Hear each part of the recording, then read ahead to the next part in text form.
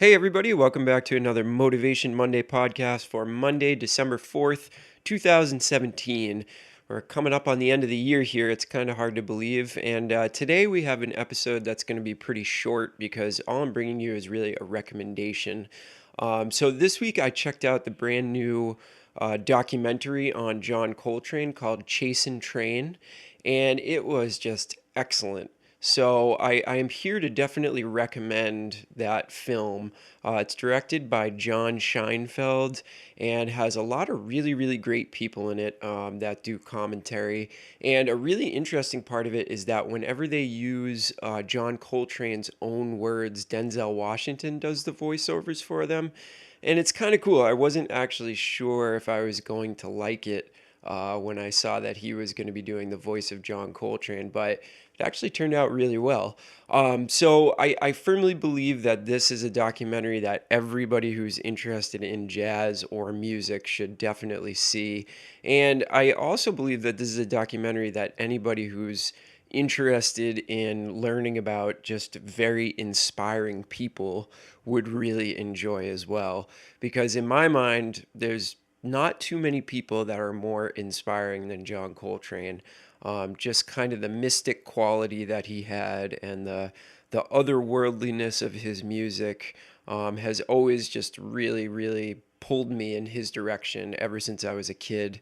I can remember when I first got Giant Steps, which was the first record I ever heard by John Coltrane. My dad went out and got it for me when he saw that I was starting to get serious into saxophone and jazz, and I wore that record out for sure. So John Coltrane has definitely always held a special place in my mind and heart, just as somebody who I've always looked up to, and his sound has kind of been circulating in my ears ever since I was a young kid.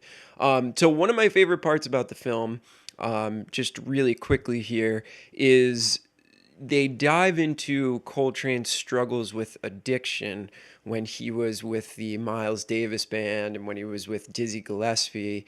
There was a period of time where he was very much addicted to heroin and alcohol.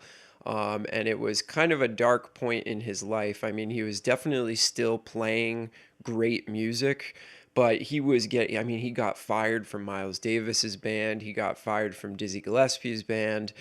Things were definitely not going well for him. And the documentary really outlines, his process of getting clean and just kind of making the decision. And there's great, great interviews with his close family members, including his children, where they talk about this.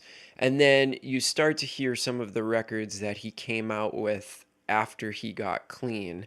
And one of the most enjoyable things for me was kind of being reminded of this point in Coltrane's life and then going back and listening to some of those records that he made, right after he got himself clean, and just hearing the energy that was coming out of his instrument and kind of the reckless abandon with which he was playing. Just the elation that he kind of had to get his life back. And then, the story of Coltrane after that is just such a beautiful thing. So that was one of my favorite parts about the film. But yeah, basically, I'm just recommending that to everybody. If you have a little bit of time over the holidays, maybe over some vacation time, definitely watch that film. It's actually on Netflix. So if you have a Netflix subscription, it is on there and you can watch it for free. Even if you don't have Netflix, I think it's a pretty easy film to find. It's kind of been blowing up in the jazz community lately because it's so well done. And obviously, Coltrane is just such a notable figure in jazz history that a lot of people have been, watching this film and talking about it recently. So that's it for today. Basically, just a recommendation. Go and check out Chasing Trane. It is excellent. You won't be sorry. Give me some feedback. Let me know what you thought about the film. Let's start a discussion on the Facebook group about what everybody thought about the movie. All right. I hope everybody has a great week. I will talk to you soon, and we'll see you on Friday. Have a good one, everybody.